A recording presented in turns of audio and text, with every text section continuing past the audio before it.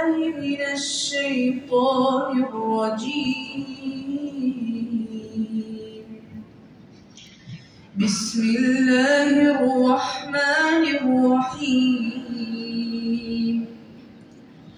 واذكر إسماعيل واليسع وذا الكفل وكل من الأخيار.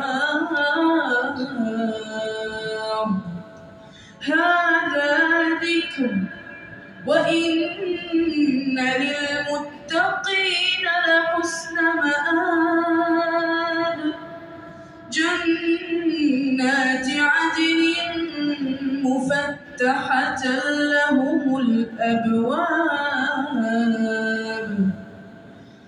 متكئين فيها يدعون فيها بفاكهة كثيرة وشراب. وعندهم قاصرات الطرف أتراب.